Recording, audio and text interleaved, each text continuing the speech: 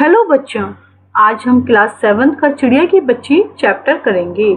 इस चैप्टर के अंदर बताया गया है कि माधव दास जो हैं बहुत एक अमीर व्यक्ति होते हैं। उनके पास सभी भौतिक सुख सुविधाएं होती हैं, परंतु उनके पास सच्ची खुशी नहीं होती। उनके पास हर तरह के वैभव हैं, सुख हैं, बड़ी कोठी है, लेकिन उनका जो मन है वह प्रसन्न नहीं रहता। लेकिन एक नन्ही सी चिड़िया के पास भौतिक सुविधा के नाम पर सिर्फ उसकी माँ का घोंसला है, जहाँ पर सुनहरी धूप आती है और खाने को कुछ दाने मिल जाते हैं, परंतु चिड़िया की बच्ची उसमें ही बहुत सच्चा सुख महसूस करती है। इस चैप्टर के अंदर यही सब बताया गया है। चलो हम स्टोरी बच्चों स्टार्ट करते हैं इसकी।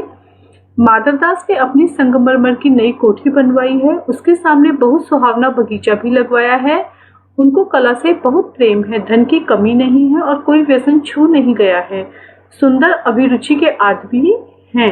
सुंदर अभिरुचि यानी कि वह बहुत अच्छे रुचियां रखते हैं, अच्छी रुचियों वाले आदमी हैं। फूल पौधे, रकाबियों से हौजों में लगे फव्वारों में उछलता हुआ पानी उन्हें बहुत अच्छा लगता है।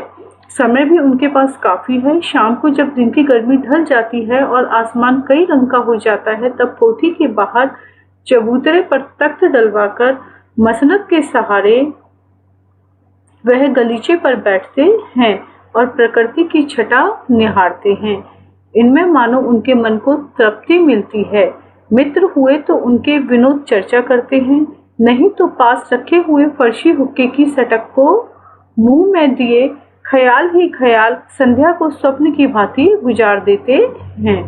आज कुछ कुछ बादल थे, घटा गहरी नहीं थी, धूप का प्रकाश उनमें से छन छन कर आ रहा था।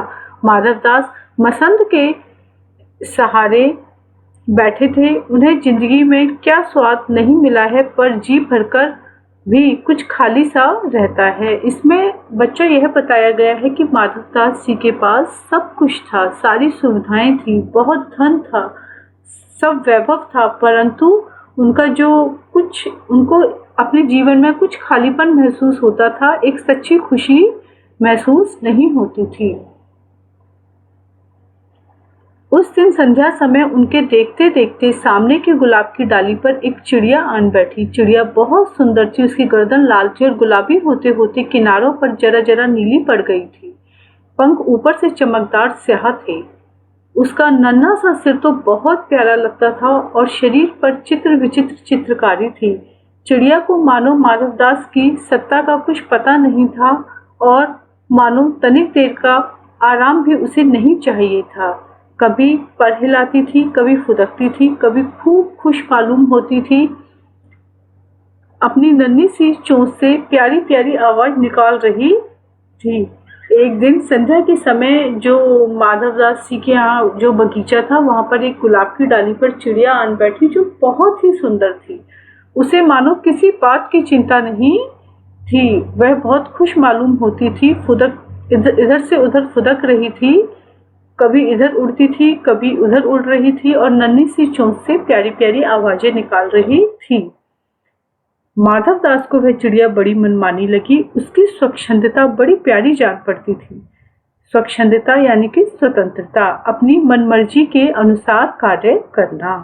कुछ देर तक वह उस चिड़िया का इस डाल से उस डाल पर थिरकना देखते रहे। इस समय वह अपना बहुत कुछ भूल गए। उन्होंने उस चिड़िया से कहा, आओ, तुम बड़ी अच्छी आई।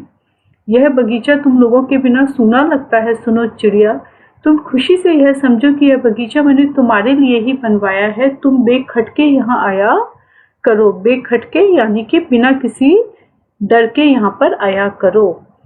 चिड़िया पहले तो असावधान रही, फिर जानकर कि बात उससे की जा रही है वह एकाएक तो घबराई, फिर संकोच को जीतकर बोली, मुझे मालूम नहीं था यह बगीचा आपका है। मैं अभी चली जाती हूँ। पल भर सांस लेने मैं यहाँ टिक गई थी। माधव दास ने कहा, हाँ, बगीचा तो मेरा है, यह संगमरमर की कोठी भी मेरी है, लेकिन तुम सबको अपना ही समझ सकती हो। यह सब तुम्हारा है। तुम कैसी भोली हो, कैसी प्यारी हो। जाओ, नहीं बैठो, मेरा मन तुमसे बहुत खुश होता है। चिड़िया बहुत कुछ सकुचा गई। उसे बोध हुआ कि यह उससे गलती तो नहीं हुई कि वह यहाँ बैठ गई है। उसका थिरकना रुक गया। भयभीत यानी कि डरी हुई सी वह बोली, मैं थककर यहाँ बैठ गई थी, मैं अभी चली जाऊंगी, बगीचा आपका है, मुझे माफ करें। माधवदास ने कहा, मेरी भोली चिड़िया, तुम्हें देखकर मेरा चित्त प्रफुल्लित यानी कि प्रसन्नचित्त हुआ है। मेरा महल भी सूना है, वहाँ कोई भी चहचहाता नहीं है। तुम्हें देखकर मेरी रागनियों का जी बहलेगा। तुम कैसी प्यारी हो, यहाँ ही तुम क्यों न रहो? चिड़िया बोली, मैं माँ के पास जा रही हूँ। सूरज की धूप खाने और हवा से खेलने और फूलों से बात करने से जरा घर से उड़ आई थी। मैं अब सांझ हो गई है यानी कि शाम का समय हो गया है और मैं माँ के पास जा रही हूँ। अभी अभी मैं चली जा रही हूँ, आप सोच ना करें। माधवदास ने कहा, प्यारी चिड़िया, पगली मत बनो। देखो तुम्हारे चारों तरफ कैसी बहार है। देखो वह पानी खेल रहा है, उधर गुलाब हंस रहा है। भीतर महल में चलो, जाने क्या क्या ना पाओगी। मेरा दिल वीरान है, वहाँ कब हंसी सुनने को मिलती है। मेरे पास बहुत सा सोना मोती है। सोने का एक बहुत सुंदर घर मैं तुम्हें बना दूंगा। मोतियों की झालर उसमें लटकेगी। तुम मुझे खुश रखना। और तुम्हें क्या चाहिए? माँ के पास बताओ क्या है। तुम यहाँ ही सुख से रहो मेरी भोली गुड़िया। चिड़िया इन बातों से बहुत डर गई। वह बोली, मैं भटककर तनिक आराम के लिए इस टाली पर रुक गई थी, अब भूलकर भी ऐसी गलती नहीं होगी। मैं अभी यहाँ से उड़ी जा रही हूँ। तुम्हारी बातें मेरी समझ में नहीं आती। मेरी माँ के घोंसले के बाहर बहुतेरी सुनहरी धूप बिखरी रहती है। मुझे और क्या करना है? 2 दाने माँ ला देती है और जब मैं पर खोलने बाहर जाती हूँ तो माँ मेरी बाट देखती रहती है। मुझे तुम और कुछ मत समझो, मैं अपनी माँ की हूँ। माधवदास ने कहा, भोली चिड़िया, तुम कहाँ रहती हो? तुम मुझे नहीं जानती हो।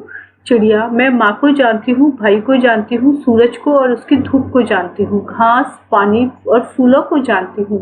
महामान्य, तुम कौन हो? मैं तुम्हें नहीं जानती। माधवदास, तुम भोली हो चिड़िया, तुमने मुझे नहीं जाना, तब तुमने कुछ नहीं जाना। मैं ही तो हूँ सेठ माधवदास। मेरे पास क्या नहीं है, जो मांगो मैं वही दे सकता हूँ।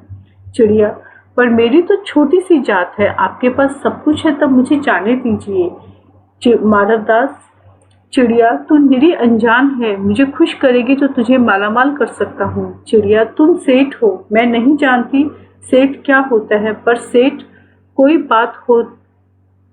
बड़ी बात होती होगी, मैं अनसमझ ठहरी। माँ मुझे बहुत प्यार करती है, वह मेरी राह देखती होगी। मैं मालामाल होकर क्या होंगी मैं नहीं जानती। मालामाल किसे कहते हैं? क्या मुझे वह तुम्हारा मालामाल होना चाहिए? सेठ, अरे चिड़िया, तुझे बुद्धि नहीं है, तू सोना नहीं जानती। सोना उसी की जगत को तृष्णा है। वह सोना मेरे पास ढेर का ढेर है। तेरा घर समूचा सोने का होगा। ऐसा पिंजरा बनवाऊंगा कि कहीं दुनिया में ना होगा, ऐसा कि तू देखती रह जाएगी।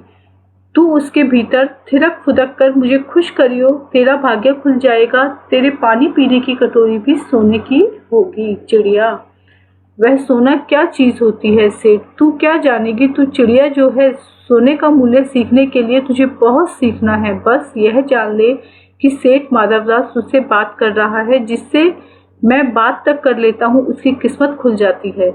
तू अभी जग का हाल नहीं जानती। मेरी कोठियां पर कोठियां हैं, बगीचों पर बगीचे हैं, दास दासियों की संख्या नहीं है, पर तुझसे मेरा चित्त प्रसन्न हुआ है। ऐसा वरदान कब किसी को मिलता है री चिड़िया? तो इस बात को समझती क्यों नहीं? चिड़िया, सेठ मैं नादान हूँ, मैं कुछ समझती नहीं, पर मुझे देर हो रही है। माँ मेरी बाट देखती होगी। सेठ, ठहर ठहर, इस अपने पास के फूल को तूने देखा? यह एक है, ऐसे अनगिनती फूल हैं। ऐसे अनगिनती फूल मेरे बगीचों में हैं। वे भांति भांति के रंग के हैं, तरह तरह की उनकी खुशबू है। चिड़िया, तूने मेरा चित्त प्रसन्न किया है और वे सब फूल तेरे लिए खिला करेंगे। वहाँ घोंसला में तेरी माँ है, पर माँ का क्या? इस बहार के सामने तेरी माँ क्या है? वहाँ तेरे घोंसले में कुछ भी तो नहीं है। तू अपने को नहीं देखती? तेरी कैसी सुंदर तेरी गर्दन, कैसी रंगीन देह। तू अपने अमूल्य को क्यों नहीं देखती? मैं तुझे सोने से मढ़कर तेरे मूल्य को चमका दूंगा। तूने मेरे चित्त को प्रसन्न किया है, तू मत जा, यहीं रहे। चिड़िया, सेठ, मैं अपने को नहीं जानती, इतना जानती हूँ कि मेरी माँ मेरी माँ है और मुझे यहाँ देर हो रही है। सेठ, मुझे रात मत करो, रात में अंधेरा बहुत हो जाता है और मैं राह भूल जाऊंगी। सेठ ने कहा, अच्छा चिड़िया, जाती हो तो जाओ, पर इस बगीचे को अपना ही समझो, तुम बड़ी सुंदर हो। यह कहने के साथ ही सेठ ने एक बटन दबा दिया। उसके दबने से दूर कोठी के अंदर आवाज हुई, जिसे सुनकर एक दास झटपट भागकर बाहर आया। यह सब क्षण भर में हो गया और चिड़िया कुछ भी नहीं समझी। सेठ कहते रहे, तुम अभी माँ के पास जाओ, माँ बाट देखती होगी, पर कल आओगी ना, कल आना, परसों आना, रोज आना। यह कहते कहते दास को सेठ ने इशारा कर दिया कि और वह चिड़िया को पकड़ने के जतन में चला। सेठ कहते रहे, सच तुम बड़ी सुंदर लगती हो। तुम्हारे भाई बहन हैं? कितने भाई बहन हैं? चिड़िया, 2 बहन 1 भाई, पर मुझे देर हो रही है। हाँ हाँ जाना, अभी तो उजेला है, 2 बहन 1 भाई है, बड़ी अच्छी बात है। पर चिड़िया के मन के भीतर जाने क्यों चैन नहीं था। वह चौकन्नी हो चारों ओर देखती थी। उसने कहा, सेठ मुझे देर हो रही है। सेठ ने कहा, देर अभी कहाँ, अभी उजेला है मेरी प्यारी चिड़िया, तुम अपने घर का इतना और हाल सुनाओ, भय मत करो। चिड़िया ने कहा, सेठ मुझे डर लगता है, मेरी माँ दूर है, रात हो जाएगी तो राह नहीं सूझेगी। इतने में चिड़िया को बोध हुआ जैसे एक कठोर स्पर्श उसके देह को छू गया। वह चीख देकर चिचियाई और एकदम उड़ी। नौकर के फैले हुए पंजे में वह आकर भी नहीं आ सकी। तब वह उड़ती हुई एक सांस में माँ के पास गई और माँ की गोद में गिरकर सुबकने लगी। ओ माँ, ओ माँ। माँ ने बच्ची को छाती से चिपटाकर पूछा, क्या है मेरी बच्ची, क्या है? पर बच्ची कांप कांप कर माँ की छाती से और चिपक गई। बोली, कुछ नहीं, बस सुबकती रही, ओ माँ, ओ माँ। बड़ी देर में उसे ढांढस बंधा और तब वह पलक मीच उस छाती में ही चिपक कर सोई, जैसे अब पलक ना खोलेगी।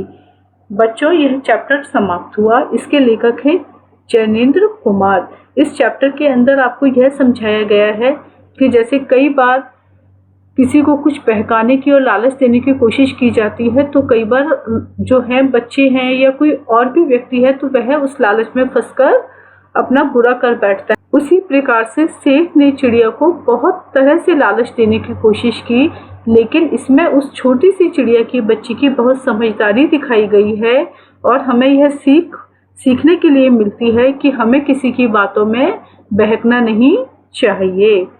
वह उस चिड़िया को इतना लालच देने के बाद भी वह सेठ की बातों में नहीं आई और अपनी माँ के आंचल में जाकर छिप गई। थैंक यू बच्चों। प्लीज़ आपने अगर अभी तक मेरा चैनल लाइक और सब्सक्राइब नहीं किया है तो प्लीज़ इसे लाइक कीजिए और सब्सक्राइब कीजिए। Thank you.